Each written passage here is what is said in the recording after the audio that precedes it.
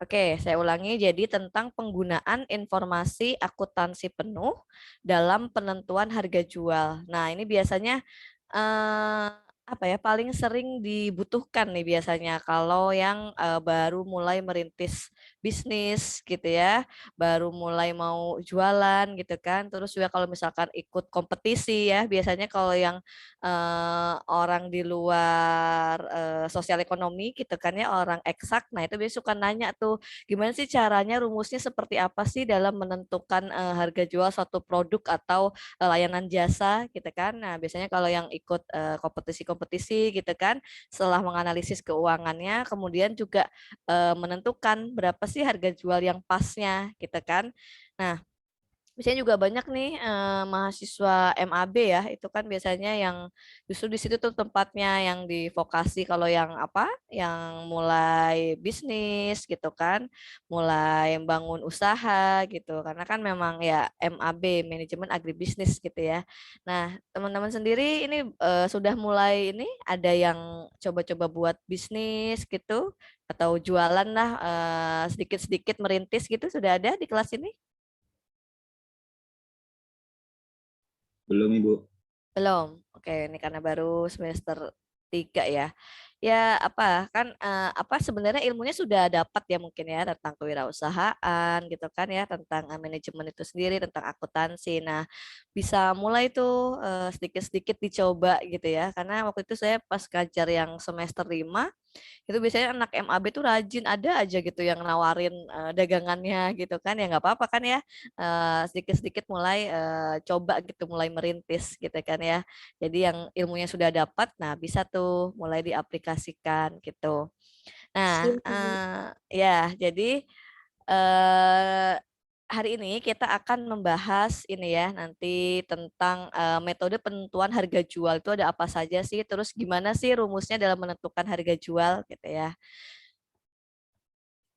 Oke, nah sebelumnya dalam penentuan harga jual, nah ini kita harus tahu dulu nih informasi tentang biayanya atau pengeluarannya gitu ya, sebelum menentukan nanti harga jualnya itu berapa. Nah, di sini ada manfaat informasi biaya penuh dalam keputusan penentuan harga jual. Gitu ya, jadi memang diperlukan tuh informasi biaya penuh, atau maksudnya itu informasi biaya secara keseluruhan gitu ya. Nah, manfaatnya apa? Ini ada 4. Yang pertama, biaya penuh merupakan titik awal untuk mengurangi ketidakpastian yang dihadapi oleh pengambil keputusan. Nah, jadi eh, nggak apa ya, nggak langsung itu nggak langsung asal menentukan harga jual gitu kan. Jadi kan harus dilihat dulu nih dalam membuat si produk itu gitu kan. Nah, kalau misalkan nggak membuat pun membelinya itu berapa gitu kan produk tersebut. Nah, kemudian ada biaya-biaya lainnya gitu kan, entah ongkirnya kah, kemudian kalau misalkan ambil sendiri pun biaya transportnya gitu kan. Terus ada apa, biaya-biaya lainnya gitu kan, sampai benar-benar barang itu ada di tangan kita dan siap untuk dijual gitu kan. Nah, itu harus tahu dulu gitu pengeluarannya itu apa, berapa banyak gitu kan, sehingga nantinya bisa memutuskan gitu ya harga yang pasnya itu berapa. Jadi jangan sampai harganya itu terlalu murah, nantinya tidak bisa menutup gitu ya, menutup biaya tetap terutama, ataupun jangan sampai harganya juga terlalu tinggi karena nanti di pasaran tidak akan laku gitu ya. Nah, jadi itu manfaatnya itu sebagai pengambil keputusan gitu ya. Nah, kemudian yang kedua itu biaya penuh merupakan dasar pemberian perlindungan bagi perusahaan dari kemungkinan rugi.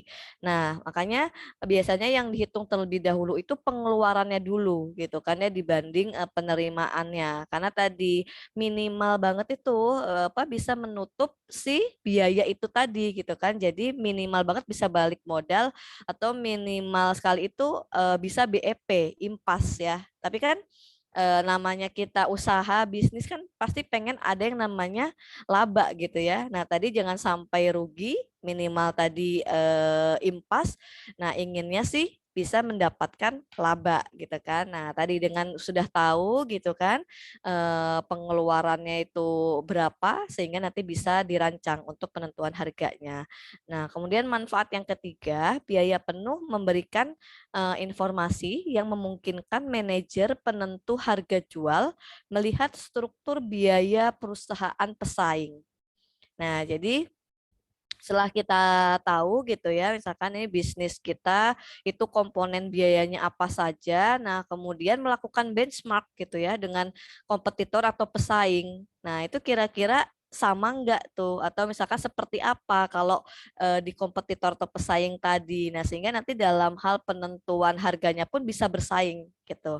Nah, kemudian manfaat yang terakhir itu biaya penuh merupakan dasar untuk pengambilan keputusan perusahaan memasuki pasar. Nah, tadi ya, jadi setelah sudah matang tuh ya perencanaan keuangannya dihitung biayanya, kemudian dari biaya tersebut kira-kira mau mengambil laba berapa persen, nah kemudian harus menjual dengan harga berapa, nah baru nanti bisa bersaing di pasaran gitu. Nah, itu ya manfaat informasi biaya penuh. Nah, kemudian di sini ada 4 metode penentuan harga jual.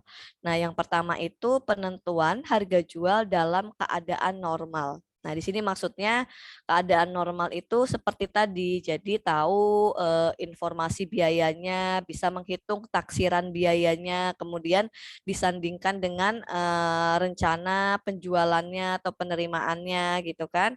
Kemudian juga nanti dihitung laba yang diharapkannya berapa. Nah, baru nanti bisa menentukan kira-kira harga jual yang tepatnya itu berapa. Nah, itu tuh kondisi normalnya seperti itu. Nah, kemudian yang kedua itu penentuan harga jual dalam pesanan khusus atau harga transfer.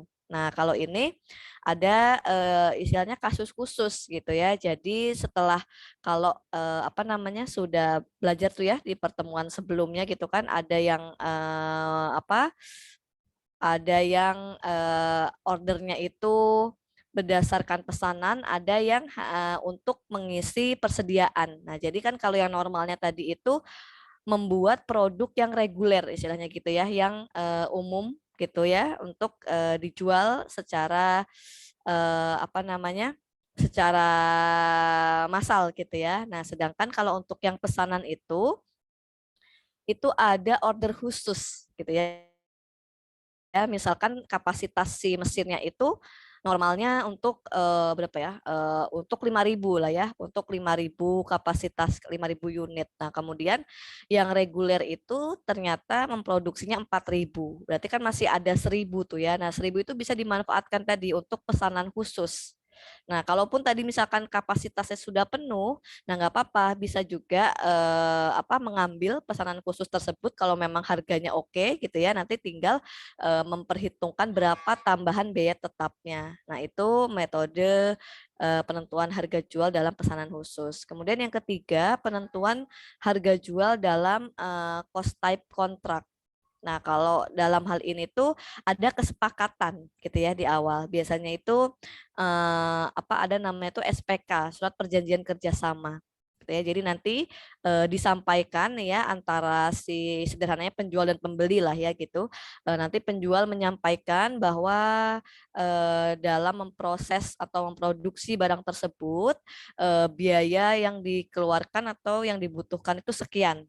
Nah, kemudian nanti sampaikan juga bahwa dari biaya tersebut akan mengambil laba sebesar berapa. Jadi transparan disampaikan kepada pembeli. Nah, nantilah yang harga tersebutlah yang akan dibayar oleh pembeli. Gitu. Nah, kemudian yang terakhir itu penentuan harga jual diatur oleh pemerintah. Nah, kalau ini biasanya untuk ini ya apa harga-harga barang pokok lah gitu ya atau ya tadi produk atau layanan jasa yang memang dinikmati oleh masyarakat luas gitu ya kayak seperti listrik gitu kan apa kemudian air apa gas kemudian beras minyak seperti itu jadi tadi agar apa menghindari yang namanya apa namanya diskriminasi harga gitu ya perbedaan harga gitu. Nah, jadi perlu diatur agar tadi setiap masyarakat itu bisa membeli dengan harga yang sama. gitu ya. Nah, jadi ada 4 metode itu. Nah, kita akan lihat rincian satu-satunya gitu ya. Nah, kemudian tadi yang pertama itu penentuan harga jual normal. Nah, di sini dikatakan bahwa metode penentu harga jual normal juga disebut dengan istilah cost plus pricing. Nah, karena harga jual ditentukan dengan menambah biaya masa yang akan datang dengan suatu presentase markup, gitu ya. Nah, jadi tadi kalau yang normal itu biayanya berapa, kemudian ingin markupnya tambahannya itu berapa tadi agar mendapatkan laba tadi gitu. Nah, kemudian taksiran biaya penuh dapat dihitung dengan menggunakan pendekatan full costing dan juga variable costing. Nah ya, jadi ini diingat-ingat kembali lagi menggunakan full costing dan juga variable costing. Dan rumusnya itu sendiri untuk harga jual yaitu taksiran biaya penuh ditambah laba yang diharapkan. Nih ya, ini untuk yang harga jual normal. Nah, kemudian laba yang diharapkan dihitung berdasarkan investasi yang ditanamkan dengan mempertimbangkan 3 hal berikut. Gitu. Nah, jadi laba yang diharapkan juga tadi selain melihat dari biaya nanti yang dikeluarkan juga membandingkan tadi ya dengan investasi yang sudah ditanamkan atau istilahnya tuh harus bisa tadi balik modal itu tadi gitu. Nah, dalam menentukan tadi membandingkan dengan investasi yang sudah ditanamkan itu ada beberapa hal yang perlu dipertimbangkan. Yang pertama itu melihat cost of capitalnya. Nah, jadi pada saat kita investasi gitu ya melakukan investasi, nah itu akan ada biaya yang dikeluarkan. Itulah yang disebut dengan cost of capital gitu ya. Bisa contohnya seperti biaya pinjaman, kemudian biaya bunga, ada pajak penghasilan gitu ya, itu masuk ke dalam cost of capital. Nah, kemudian juga yang kedua akan ada yang namanya resiko bisnis gitu ya. Jadi jangankan bisnis gitu ya, kehidupan sehari-hari pun itu pasti itu ada resikonya gitu ya, apalagi bisnis. Nah, jadi harus memperhitungkan namanya biaya resiko gitu ya dan semakin besar yang diinvestasikan nilainya, maka resiko bisnisnya juga akan semakin tinggi, gitu ya. Nah, kemudian yang ketiga itu besarnya capital employ. Nah, dalam hal ini merupakan jumlah investasi yang ditanam untuk memproduksi dan memasarkan produk atau jasa. Nah, ini merupakan faktor yang menentukan besarnya laba yang diharapkan. Jadi, capital employee itu merupakan biaya investasi ya, tadi dalam menghasilkan produk atau jasa. Nah, ini ya. Kemudian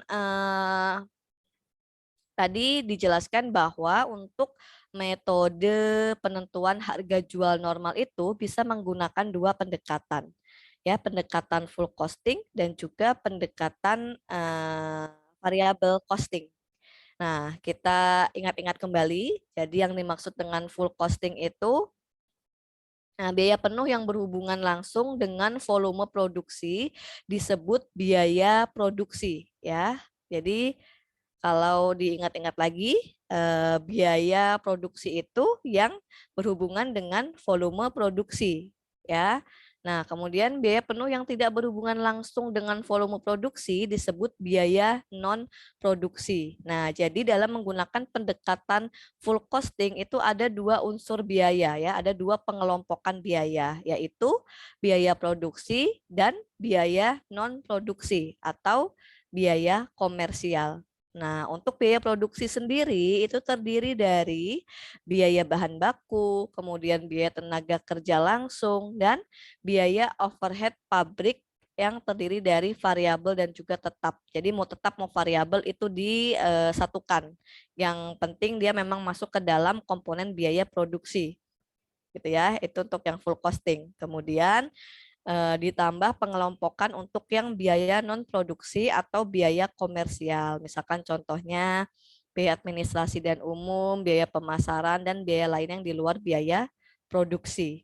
Nah, itulah yang menjadi taksiran biaya penuh ya dalam nantinya menentukan harga jual normal. Nah, ini menggunakan pendekatan full costing. Kemudian yang kedua, jika menggunakan pendekatan variabel costing. Nah, biaya penuh yang berhubungan langsung di dalam pendekatan variabel costing itu disebut dengan biaya variabel. Ya, jadi yang berhubungan langsung dengan volume produksi. Kalau tadi kan yang full costing itu yang berhubungan langsung dengan volume produksi itu biaya produksi. Nah, kalau pendekatan variabel costing itu disebutnya biaya variabel. Itu yang membedakan yang pertama. Nah, yang kedua itu yang membedakan biaya penuh yang tidak berhubungan langsung dengan volume produksi itu disebut biaya tetap. Kalau menggunakan pendekatan variabel costing. Kalau tadi menggunakan pendekatan full costing yang tidak berhubungan langsung dengan volume produksi disebutnya biaya non produksi atau biaya komersial. Nah, jadi kalau menggunakan pendekatan variabel costing, nah ini pengelompokan biayanya itu terbagi menjadi biaya variabel dan juga biaya tetap gitu ya. Nah, ini ya biasanya yang ada tulisan variabel tetap gitu ya. Jadi memudahkan ya untuk mengelompokkan. Nah, kalau untuk biaya bahan baku dan juga biaya tenaga kerja langsung itu tidak perlu ada kata variabel atau tetapnya, ini merupakan biaya variabel. Kenapa? Karena biaya bahan baku itu kan berubah-ubah ya. Jadi tergantung nanti volume produksinya itu mau berapa. Kemudian biaya tenaga kerja langsung itu mengikuti dari jumlah si bahan bakunya, gitu ya. Jadi semakin banyak bahan bakunya, maka tenaga kerja langsungnya juga akan semakin banyak ya orang yang butuh untuk memproduksi, untuk memproses bahan baku tersebut. Begitu juga sebaliknya, kalau semakin sedikit bahan bakunya, maka orang yang memprosesnya, tenaga kerja yang memprosesnya itu semakin sedikit juga gitu ya. Jadi bedakan antara tenaga kerja langsung dengan pegawai atau karyawan biasa. Nah, kalau yang pegawai atau karyawan biasa gitu yang sifatnya itu non produksi gitu ya. Nah, itu masuknya ke biaya tetap. Jadi biaya atau beban gaji tetap gitu ya. Karena tadi tidak berhubungan langsung dengan apa proses produksi. Jadi mau nggak ada proses produksi sekalipun tetap gaji tetap dibayar. Nah itu ya, jadi membedakannya itu. Nah untuk biaya bahan baku dan biaya tenaga kerja langsung itu masuknya ke dalam variabel karena langsung berhubungan dengan volume produksi. Nah kemudian kalau untuk overhead ya BOP itu biasanya dibagi dua, ada yang sifatnya variabel, ada yang sifatnya tetap. Nah kalau yang variabel dimasukkanlah ke kelompok yang biaya variabel, kalau yang tetap dimasukkanlah ke kelompok yang biaya tetap. Nah, ini setelah dijumlahkan itulah taksiran biaya penuh menggunakan pendekatan variabel costing. Nah, kemudian untuk rumus perhitungannya, ya perhitungan harga jual per unitnya, yaitu biaya yang berhubungan langsung dengan volume ditambah persentase markup. Jadi kadang suka mendengar tuh ya, markup gitu kan. Nah, rumus dari markup itu sendiri yaitu laba yang diharapkan ditambah biaya yang tidak dipengaruhi langsung oleh volume produksi. Ya. Nah, dibagi dengan biaya yang dipengaruhi langsung oleh volume produksi. Nah, tadi kalau yang pendekatan full costing, biaya yang tidak dipengaruhi langsung oleh volume produk itu berarti biaya non produksi. Nah, kalau pendekatan variabel costing itu berarti biaya tetap gitu ya. Nah, jadi itu sih yang membedakannya ya, full costing dan juga variable costing. Kemudian dibagi dengan biaya yang dipengaruhi langsung oleh volume produk. Nah, kalau untuk yang full costing itu merupakan biaya produksi, kalau untuk yang variable costing itu yang masuk ke dalam biaya variabel ya, yang dipengaruhi langsung oleh volume produk. Nah, ini untuk rumusnya ya, dalam menghitung harga jual per unit. Oke, sebelum masuk ke contoh, ada yang mau ditanyakan? Bisa Belum ada dipahami? Ibu. Bisa. Oke, baik. Oke, kalau begitu kita langsung masuk ke contoh ya. Contoh perhitungan tadi metode penentuan harga jual normal. Nah, ini sudah diketahui ya informasi taksiran biaya penuhnya. Nah, ini contohnya PT YYY ya. Nah, ini diketahui komponen dari biaya produksi yang terdiri dari biaya bahan baku, biaya tenaga kerja langsung, kemudian BOP variabel dan BOP tetap. Kemudian diketahui juga untuk biaya per unitnya ya, jadi totalnya itu 900. Kemudian untuk total biayanya itu 4.500.000 ya. Nah, kemudian untuk komponen dari biaya non produksi itu terdiri dari biaya administrasi dan umum, variabel dan juga tetap, dan juga biaya pemasaran variabel dan tetap. Diketahui juga untuk biaya per unitnya dan juga diketahui untuk total biayanya. Sehingga untuk biaya penuhnya yaitu penjumlahan dari total biaya produksi dan total biaya non produksi. Nah, ini diketahui untuk biaya per unitnya itu 1.110 dan untuk total biayanya itu 5.550. Nah, ini ya, ini untuk informasi awal. Kemudian, nah ini unsur harga jual dengan pendekatan full costing. Nah, jadi hasil penjualan itu merupakan harga jual per unit dikali dengan volume produksi.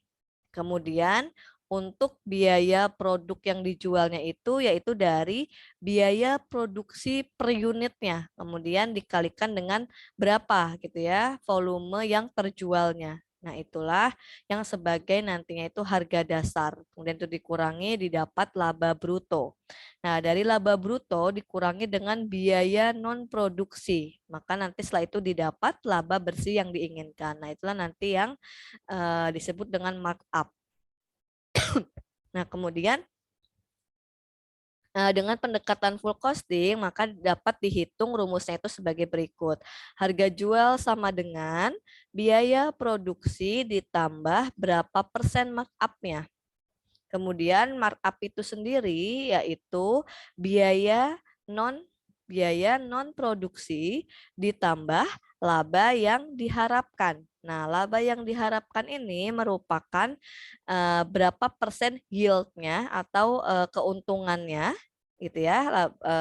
Keuntungannya berapa persen dikalikan dengan aktiva penuh atau maksudnya itu investasi yang ditanamkan ya berupa aktiva itu. Nah, dikalikan.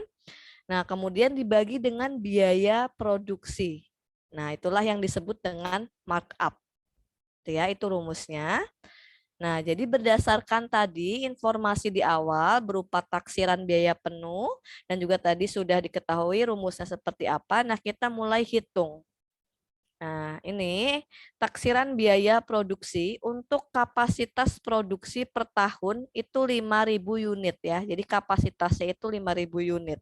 Kemudian untuk informasi taksiran biaya penuhnya itu lihat di info sebelumnya tadi ya untuk PT YYY. Kemudian total aktiva tadi yang ditanamkan ya berupa investasi menurut neraca awal itu nilainya 4.800.000. Nah, sedangkan laba yang diharapkan dari investasi aktiva itu sebesar 25%. Nah, dari sini kita mulai hitung untuk markup-nya terlebih dahulu ya, sebelum ke harga jual. Nah, tadi rumusnya markup yang ini ya. Nah, kita hitung rumus markup itu biaya non produksi ditambah laba yang diharapkan dibagi biaya produksi. Nah, biaya non produksi ini kita lihat dari informasi sebelumnya. Nah, ini ya, biaya non produksi itu totalnya 1.050.000. Nah, jadi kita masukkan 1.050.000, kemudian ditambah laba yang diharapkan. Nah, tadi laba yang diharapkan itu merupakan berapa laba yang diharapkannya itu dikalikan dengan aktiva yang ditanamkan dalam investasi. Nah, ini diketahui ya, labanya itu 25%, kemudian investasinya itu 4.800.000. Jadi tinggal dikalikan, kemudian dibagi biaya produksi.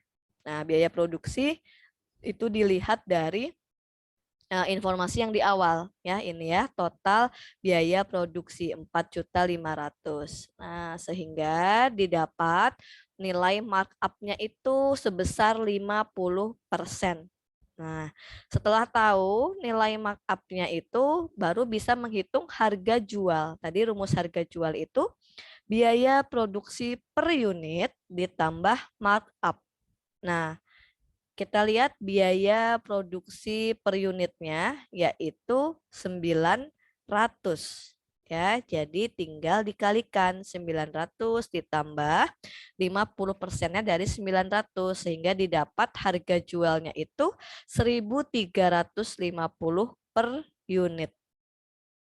Nah, setelah dihitung ya tadi markup dan juga harga jualnya, kemudian dilakukan pembuktian.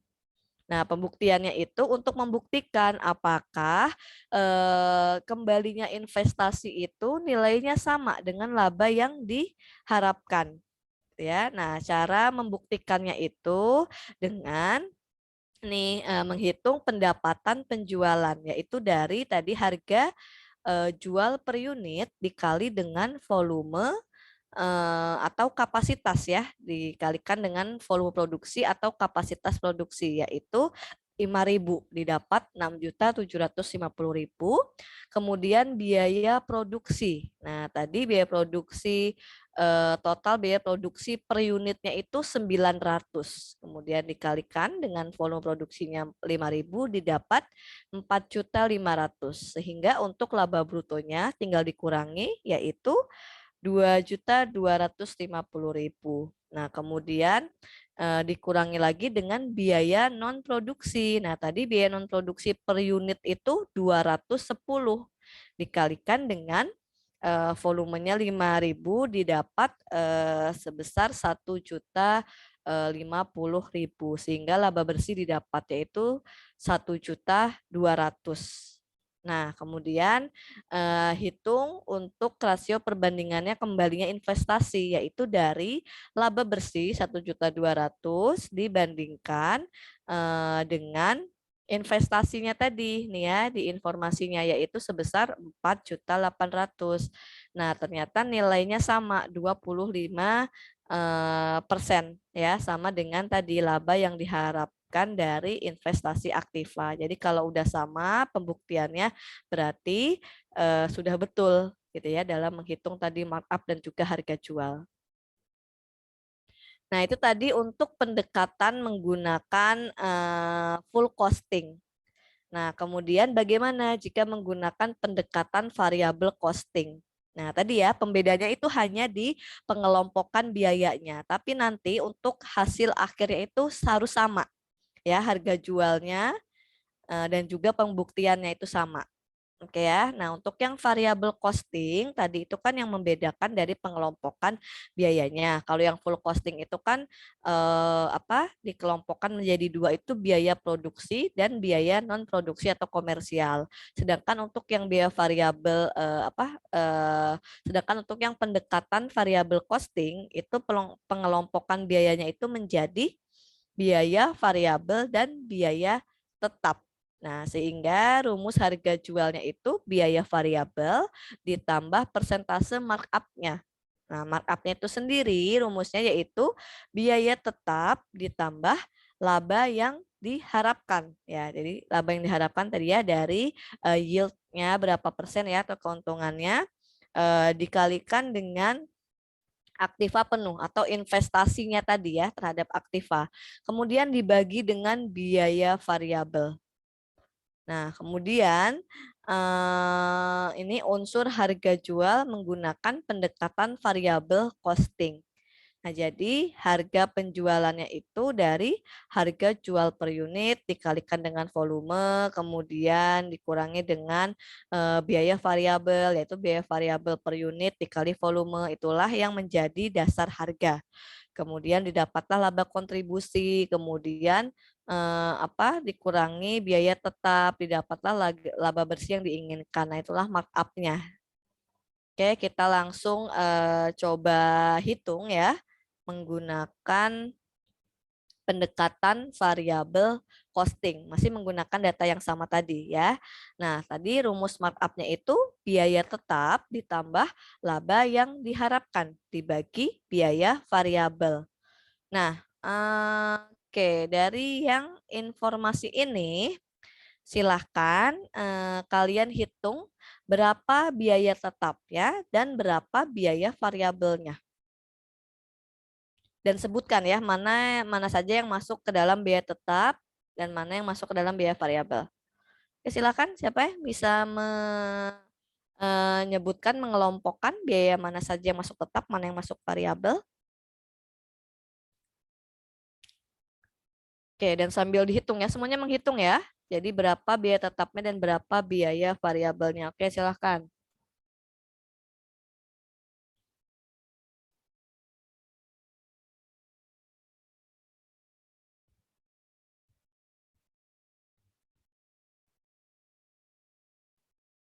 Sudah ada yang dapat?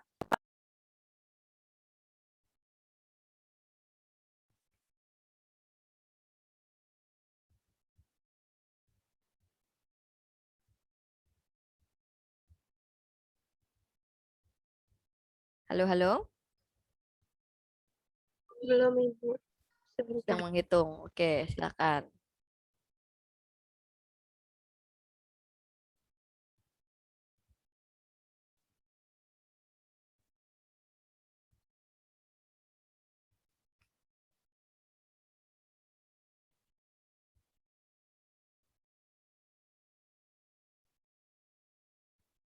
Harusnya bisa cepet sih ya. Cukup beberapa detik. Ayo, sudah ada?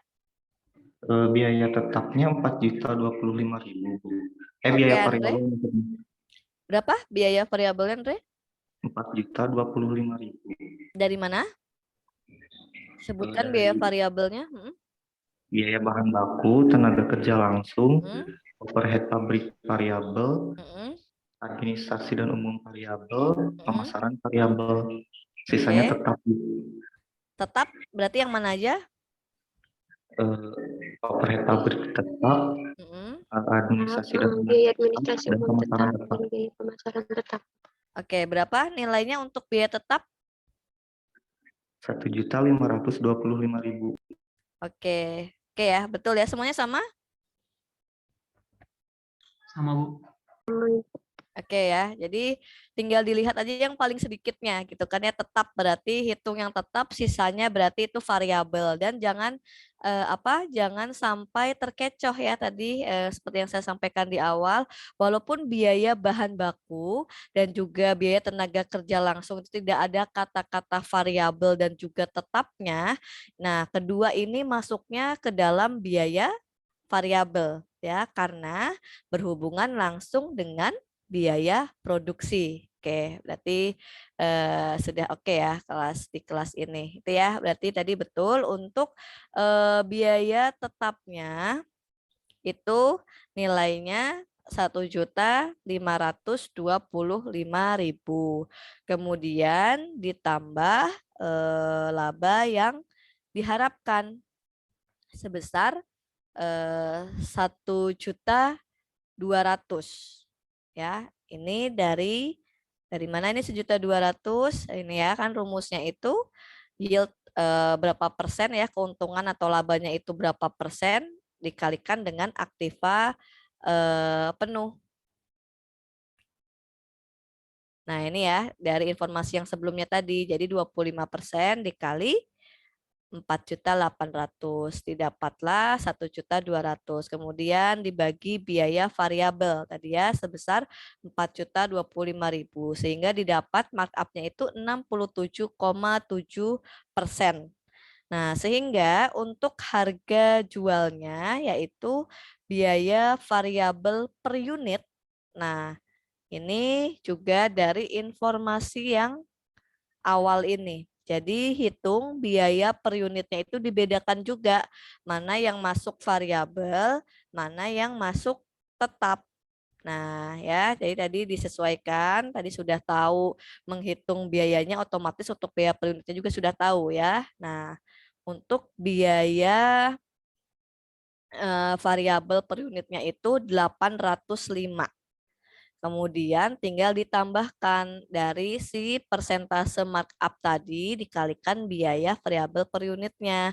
Nah, sehingga harga jualnya itu 1.350 per unit. Nah, ini hasilnya sama ya dengan menggunakan pendekatan full costing. Hanya tadi yang membedakan itu di pengelompokan biayanya. Nah, itu ya. Jadi dari uraian tersebut diketahui bahwa penentuan harga jual dalam keadaan normal memerlukan informasi akuntansi penuh. Atau maksudnya itu memerlukan informasi biaya penuh masa yang akan datang. Khususnya biaya penuh dan aktiva penuh. Ya, tadi selain biaya penuh juga aktiva penuh karena harus tahu juga investasi yang ditanamkannya itu berapa. Nah, itu ya. Jadi baik pendekatan full costing atau variable costing itu hasilnya akan sama. Tadi ya, yang membedakan hanya pengelompokan biayanya. Kalau full costing itu biaya penuhnya itu terdiri dari biaya produksi dan biaya non produksi. Sedangkan untuk pendekatan variable costing, biaya penuhnya itu terdiri dari biaya variabel dan juga biaya tetap. Nah, kemudian sama dibuktikan juga. Nah, pembuktiannya dari pendapatan penjualan yaitu harga jual ya dikali dengan kapasitas atau volume produksinya yaitu 6.750.000. Kemudian biaya variabel. Nah, ini biaya total biaya variabel per unit dikalikan dengan volume atau kapasitas produksinya didapat 4.025.000 sehingga laba kontribusinya tinggal dikurangi sebesar 2.725.000. Nah, kemudian biaya tetapnya 1.525.000 sehingga didapat laba bersihnya 1.200.000. Nah, kemudian dibuktikan apakah betul yaitu dari laba bersih dibandingkan dengan investasinya tadi ya aktiva penuh sebesar 4.800.000 ternyata betul hasilnya sama dengan laba yang diharapkan yaitu sebesar 25%. Oke, sampai di sini ada yang mau ditanyakan untuk penentuan harga jual normal? Silakan. Kalau ada yang masih bingung atau ada yang ingin ditanyakan? Masih aman? Bisa dipahami? Halo? Insya Allah Dapat bisa. mengerti, Bu. Oke. Oke ya, berarti masih aman sampai di metode yang pertama. Nah, kita lanjutkan metode yang kedua, yaitu penentuan harga pesanan khusus. Jadi ada special order pricing. Nah, harga jual pesanan khusus ini terjadi jika pesanan yang diminta oleh konsumen di luar pesanan reguler perusahaan. Tadi ya, seperti yang saya sampaikan tadi di awal, misalkan tadi jadi masih ada sisa kapasitas produksi. Nah, itu bisa dimanfaatkan untuk melakukan pesanan khusus. Nah, tadi kenapa dimanfaatkan? Karena tanpa harus ada biaya tetap gitu ya. Jadi biaya tetapnya itu tadi sudah menempel di pesanan yang reguler gitu. Nah, biasanya pesanan tersebut dalam jumlah yang besar sehingga perusahaan mempertimbangkan permintaan konsumen dengan perlakuan harga khusus. Nah, biasanya juga dalam jumlah yang besar ya karena kalau tadi sedikit ya itu akan semakin tinggi juga biaya produksi per unitnya gitu kan. Karena kalau semakin besar maka akan menurunkan biaya produksi per unit gitu. Nah, kemudian ada beberapa hal yang perlu dipertimbangkan dalam penentuan harga pesanan khusus. Nah, yang pertama itu apakah biaya tetap dapat ditutup dari produk reguler. jika kapasitas belum penuh, maka biaya tetap dapat ditutup dari produk reguler sehingga pesanan khusus dapat dibebaskan dari biaya tetap. Nah, tadi ya, kalau misalkan tadi belum penuh, misalkan tadi dari 5.000 baru keisi 4.000 yang reguler, nah 1.000-nya bisa dipakai untuk pesanan khusus tanpa harus ada lagi biaya tetap, karena biaya tetap tadi sudah masuk ke dalam yang 4.000 tadi pesanan reguler, misalkan contohnya gitu ya. Nah, kemudian pertimbangan yang kedua, jika kapasitas ternyata sudah penuh, nah itu baru perlu dihitung tambahan biaya tetap sehingga perhitungan harga jual khususnya itu menjadi biaya variabel ditambah tambahan biaya tetapnya itu berapa. Jadi pasti akan ada tambahan gitu ya dalam biaya tetapnya itu. Nah, kemudian pertimbangan yang ketiga yaitu dampak penentuan harga jual khusus yang berbeda itu dapat menimbulkan diskriminasi harga. Jelas ya, karena kan ini kan pesanannya khusus gitu ya. Berarti kan berbeda gitu ya dari yang biasanya. Misalkan ada penambahan apalah aksesorisnya, misalkan ada speknya gitu kan, atau ada yang packagingnya atau sesuatu yang berbeda lah gitu pokoknya. Nah, sehingga pasti itu menimbulkan atau memunculkan yang namanya perbedaan atau diskriminasi harga. Nah, jadi 3 hal ini yang perlu dipertimbangkan dalam menerima pesanan khusus itu ya, dalam penentuan harganya. Nah, kemudian langsung kita masuk ke contoh gitu ya. Nah, ini kalau untuk yang penentuan harga dari pesanan khusus gitu ya. Nah, ini contohnya si PTX ini memiliki 2 divisi, divisi A dan B. Kemudian divisi A ini menghasilkan suku cadang, ada 2 juga, suku cadang Q dan juga R yang nantinya itu ditransfer ke divisi B. Jadi yang memproduksinya itu di divisi A, gitu ya. Divisi B itu untuk proses selanjutnya gitulah ya, ditransfer diserahkan ke divisi B. Nah, kemudian divisi A itu direncanakan beroperasi pada kapasitas normal 1 juta unit. Nah, jadi kapasitasnya itu sampai 1 juta untuk suku cadang Q. Nah, kemudian untuk kapasitas suku cadang R itu 2 juta unit. Nah, kemudian di sini perusahaan menggunakan pendekatan activity based costing. Nah, jadi apa yang dimaksud dengan activity based costing itu merupakan hmm, akumulasi dari biaya gitu ya. Nah, berdasarkan dari sumber daya yang tersedia dalam menjalankan aktivitas perusahaan, gitu ya. Nah, jadi betul-betul secara detail, gitu ya, nanti dihitung aktivitasnya itu apa saja. Nah, kemudian dalam menjalankan aktivitas tersebut sampai ke misalkan ada berapa batch gitu ya dalam aktivitas atau dalam produksinya. Nah, itu dihitung gitu ya per aktivitas kalau menggunakan pendekatan activity based costing.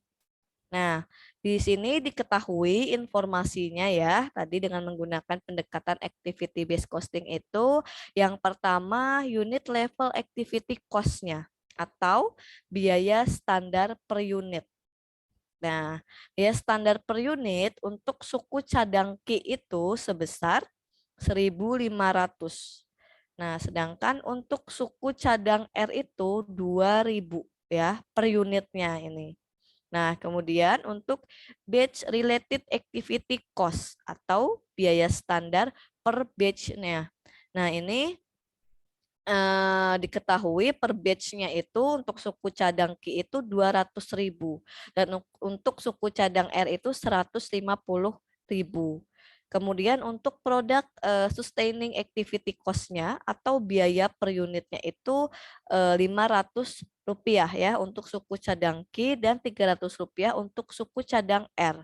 Dan yang terakhir itu informasi tentang facility sustaining activity cost atau biaya setahunnya. Untuk suku cadang Q itu 200 juta dan untuk suku cadang R itu biayanya 400 juta setahun ini ya. Nah, dari informasi ini, kemudian lanjut ada informasi berikutnya, di mana total aktiva divisi A pada awal tahun anggaran diperkirakan sebesar 1M. Ya, jadi total aktivanya atau tadi ya aktiva penuh atau yang diinvestasikan, yang ditanamkan itu sebesar 1M. Dan laba yang diharapkan itu dinyatakan dalam tarif kembalian investasi atau rate of return on investment sebesar 22% ya. Laba yang diharapkannya itu 22%. Nah, di sini misalkan divisi A itu hanya mentransfer 100.000 unit suku cadang Ki saja. Jadi hanya yang Ki saja ya aktivitasnya, yang R tidak belum gitu ya, belum ditransfer. Nah, kemudian juga hanya 100.000 unit dari kapasitas normalnya itu 1 juta ya untuk yang Ki. Nah, itu informasinya.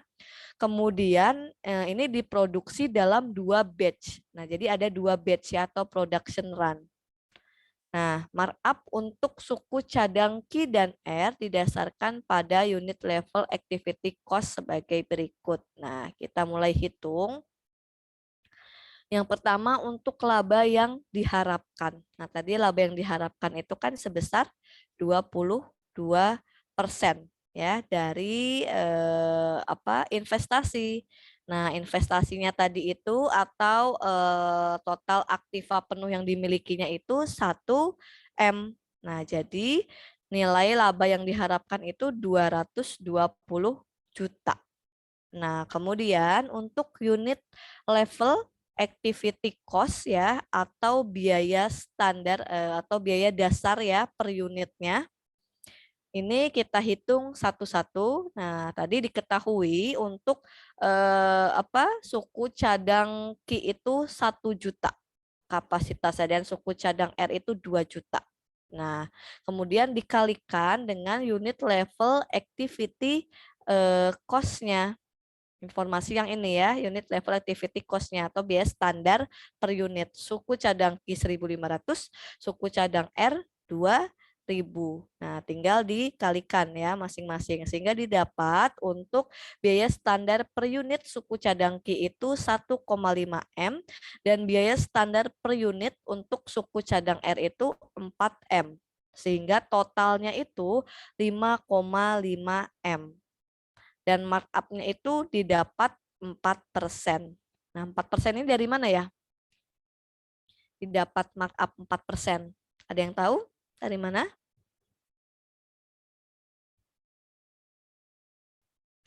Halo. Berdasarkan rumus yang tadi sebelumnya.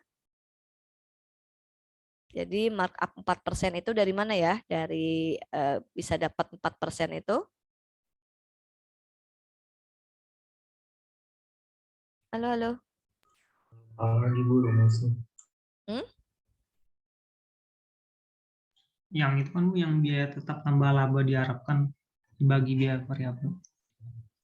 Oke.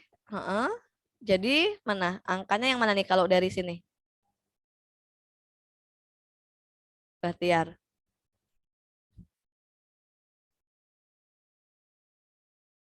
Dari mana dapat 4%?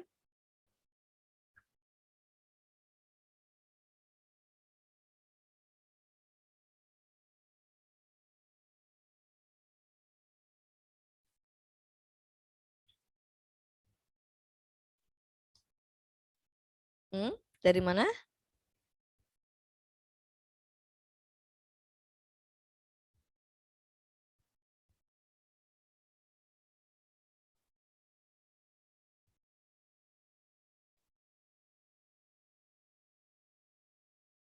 Halo, halo, halo.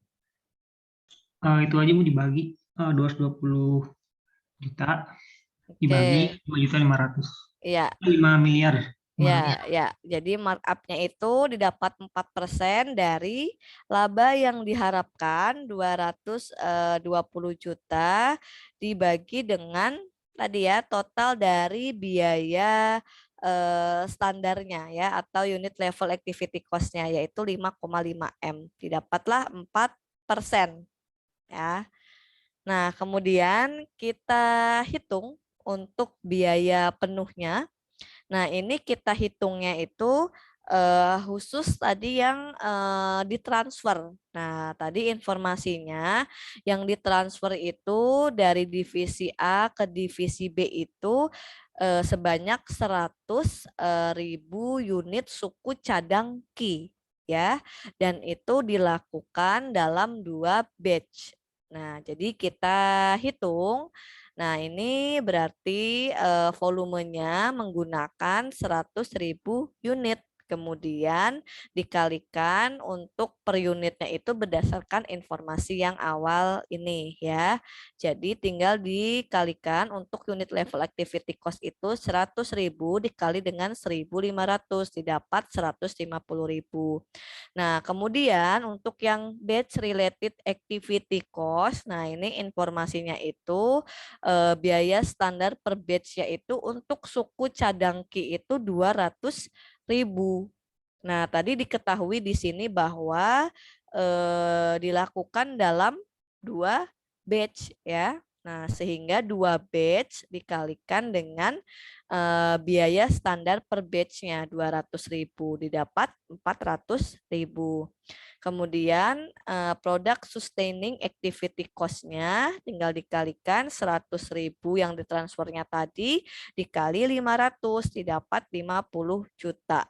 Nah, kemudian untuk facility sustaining activity cost-nya, nah tadi diketahui ini biayanya itu setahun ya, untuk Ki itu 200 juta sehingga dibagi dulu berapa? 200 juta tadi dibagi dengan kapasitas normalnya yaitu 1 juta ya untuk unit suku cadang Ki. Jadi tinggal dibagi biar dapat apa namanya? Per ininya lah, per aktivitas lah ya. Ini kan setahun tadi ya 200 jutanya. Sehingga didapat 200 juta tadi dibagi kapasitas 1 juta didapat 200 rupiah ya per aktivitas dikalikan dengan unitnya yang akan ditransfer 100.000 dapatlah 20 juta. Kemudian ini semuanya dijumlahkan sehingga biaya penuh suku cadang Ki yang akan ditransfer ke divisi B itu nilainya 220.400.000. Kemudian tadi markupnya itu 4% ya. 4% dikali dengan unit level activity cost-nya tadi 150 juta didapatlah 6 juta sehingga harga transfer Ki-nya itu 226.400.000. Oke, ini untuk contoh yang harga khusus ya, harga dari pesanan khusus. Oke, ada yang mau ditanyakan sampai di sini sebelum kita lanjut ke metode yang ketiga? Silakan.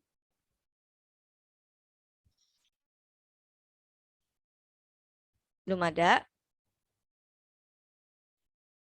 Halo? Ini bertanya, Bu. Gimana Andre? Yang harga transfer itu dari divisi A ke divisi B ya, Bu? Dari divisi B-nya tidak dihitung juga, Bu?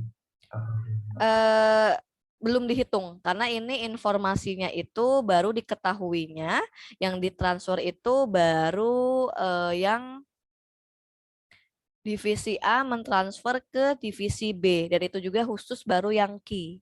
Nah, jadi dihitungnya itu untuk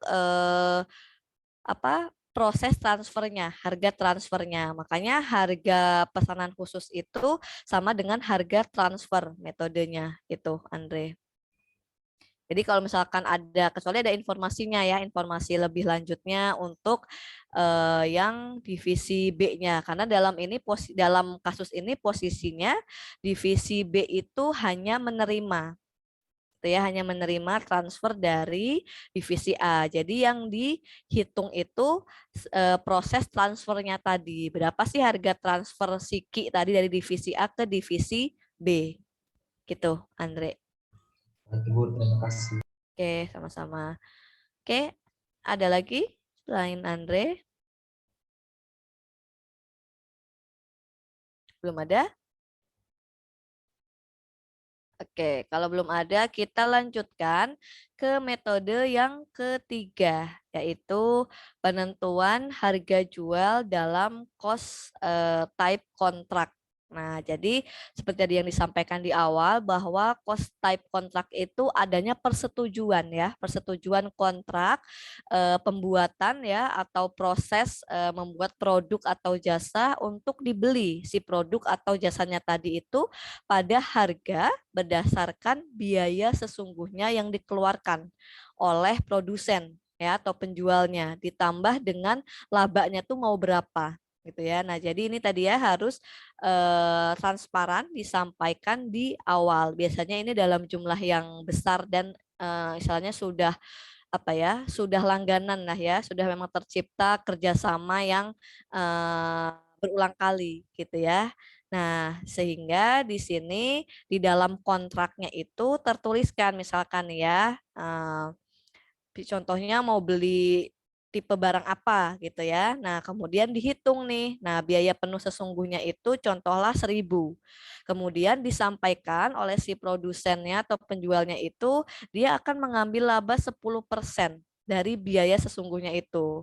Nah, jadi 10% kali 1.000 didapatlah 100. Nah, sehingga nanti harga yang harus dibayar oleh pembeli itu sebesar 1.100. Nah, ini contoh ya, contoh penentuan harga jual dalam cost type kontrak. Oke, ada yang mau ditanyakan? Untuk yang ini, yang ketiga?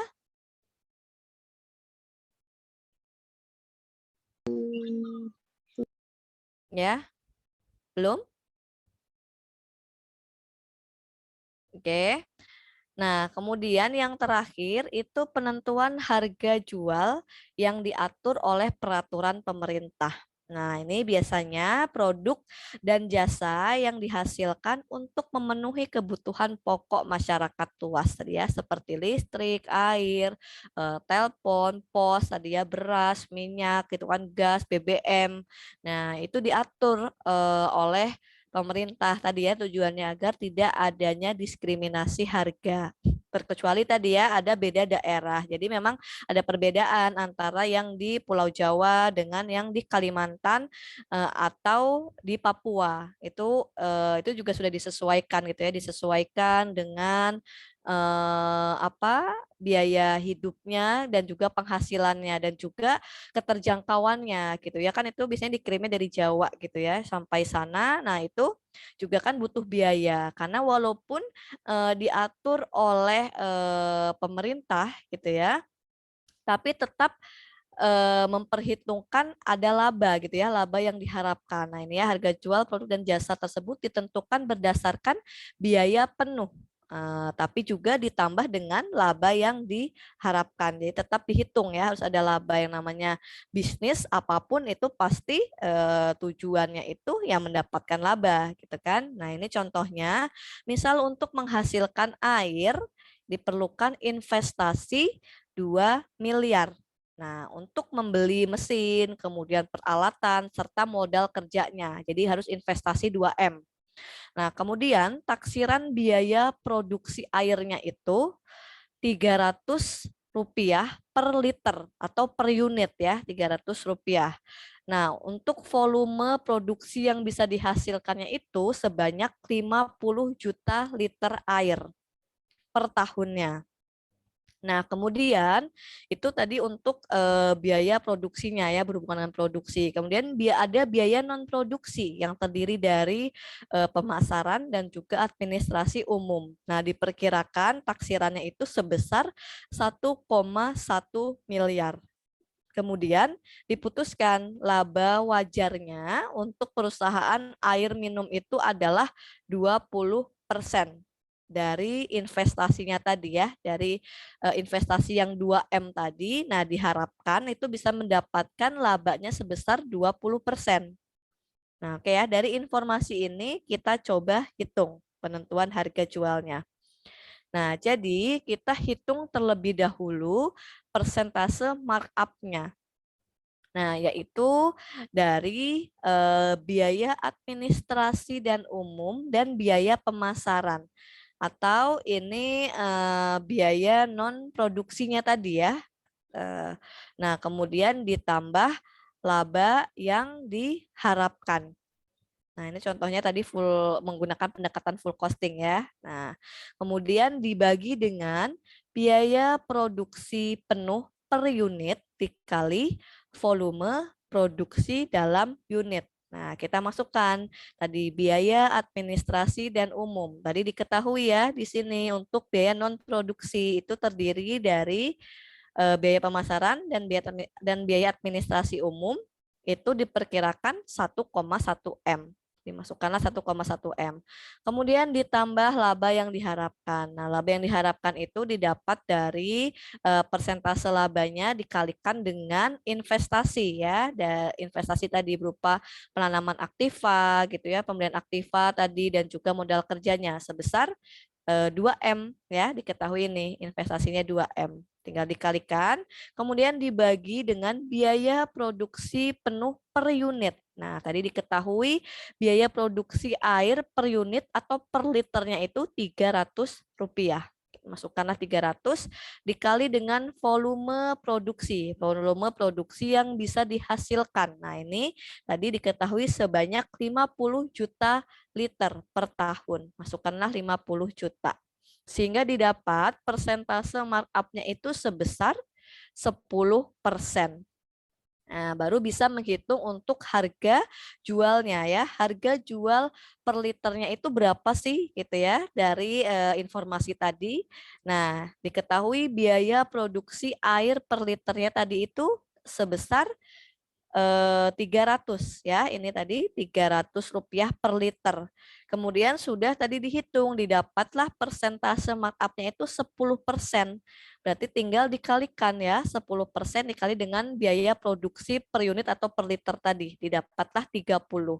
Nah, sehingga target harga jual air per liternya itu 330.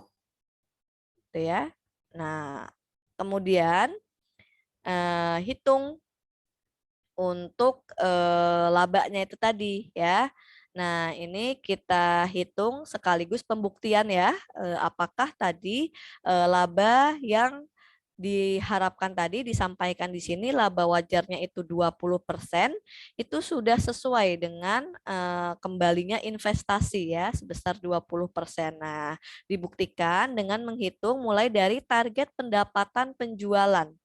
Nah, tadi ditargetkan itu bisa menghasilkan 50 juta liter. Kemudian dikali dengan harga jualnya 330, didapatlah 16,5 M. Kemudian taksiran biaya produksinya itu dari volumenya 50 juta liter tadi dikali dengan biaya produksi per unit atau per liternya Rp300, didapatlah 15 M.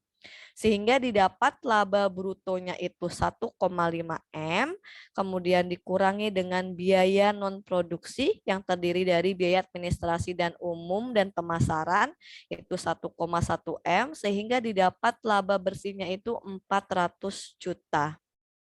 Kemudian tadi diketahui untuk investasinya ya aktiva penuhnya itu senilai 2M. Nah, sehingga kembalinya aktiva yang digunakan atau return on asset employee itu sebesar 20%. Ternyata sama ya.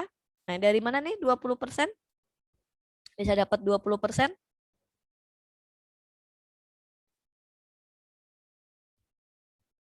Halo? Bisa dapat 20% dari mana?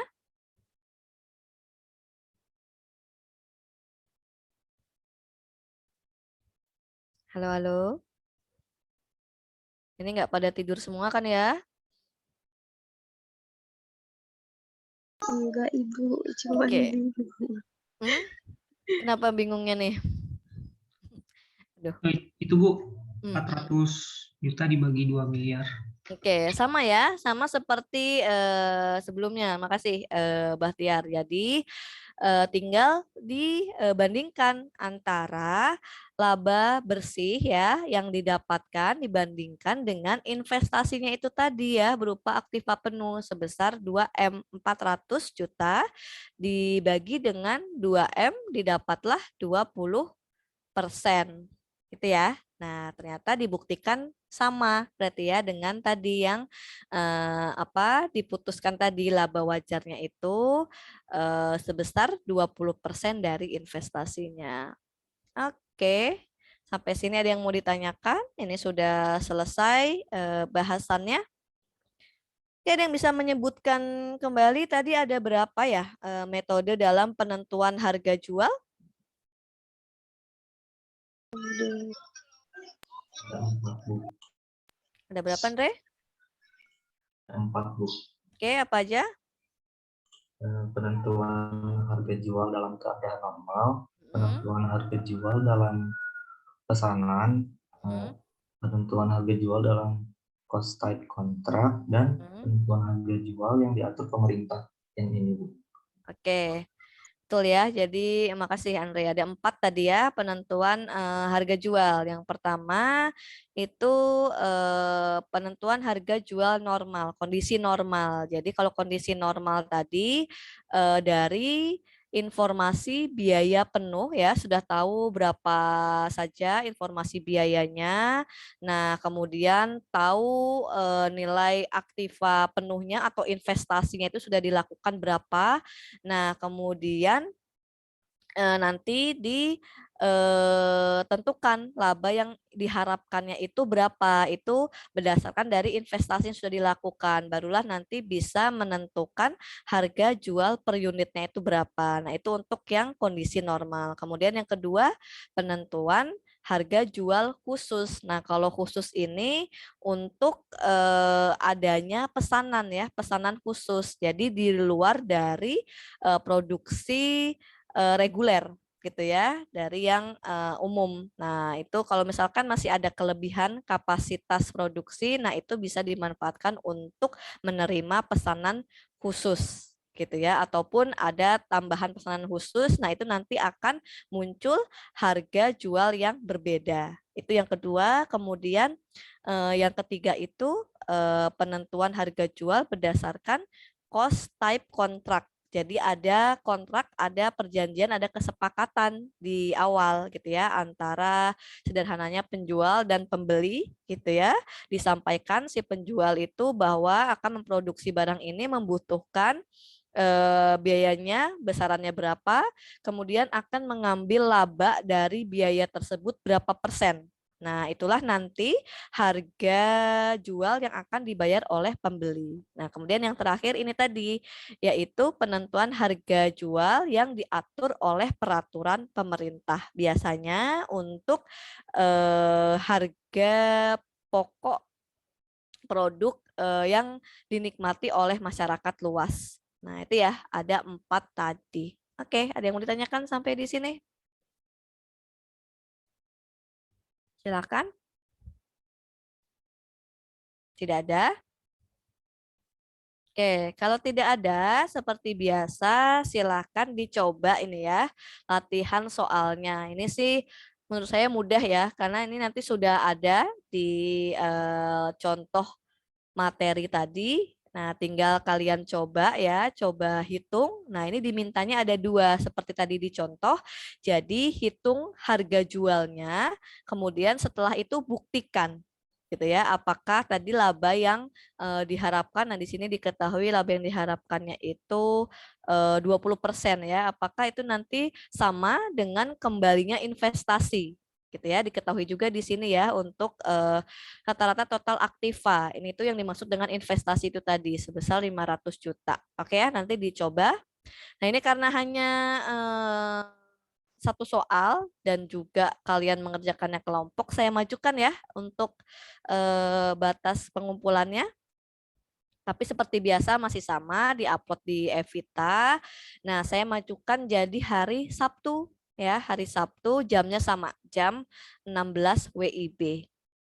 Oke, bisa dipahami sampai di sini? Ada yang mau ditanyakan?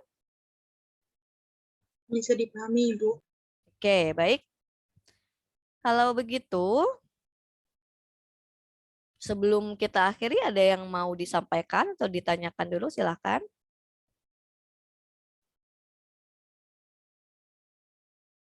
Tidak ada? Oke, baik. Sudah cukup ya berarti?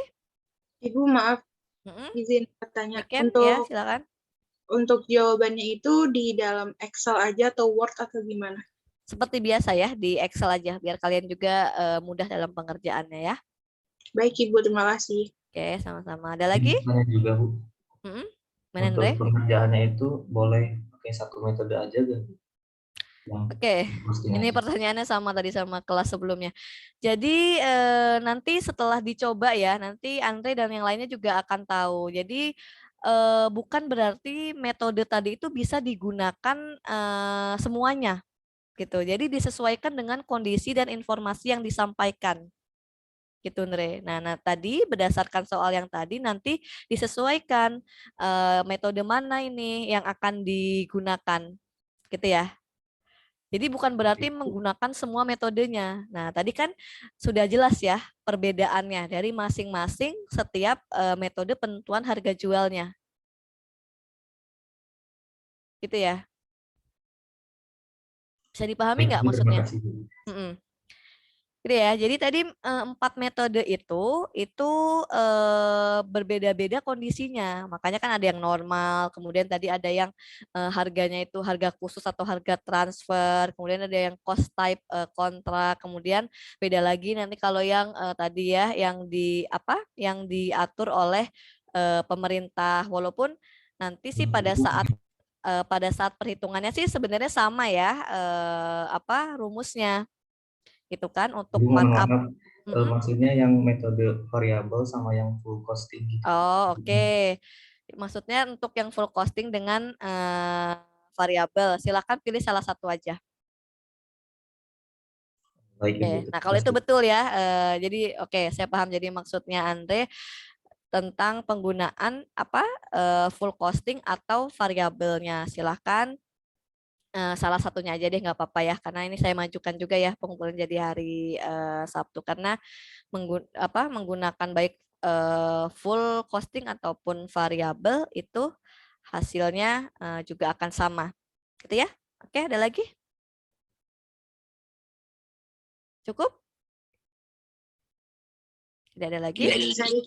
Cukup, Bu. Oke, baik. Kalau cukup, silahkan dicoba ya, dikerjakan latihan soalnya. Tadi batas maksimalnya itu hari Sabtu ya, jam 16 WIB. Seperti biasa, hanya perwakilannya saja yang mengupload di Evita. Oke, terima kasih untuk yang sudah bergabung ya. Ini hampir seluruhnya bergabung di hari ini. Sampai bertemu di pertemuan berikutnya. Tetap jaga kesehatan. Saya akhiri. Assalamualaikum warahmatullahi wabarakatuh. Selamat siang semuanya. Waalaikumsalam. Waalaikumsalam warahmatullahi Siang, Ibu. wabarakatuh. Selamat siang, Ibu. Terima kasih.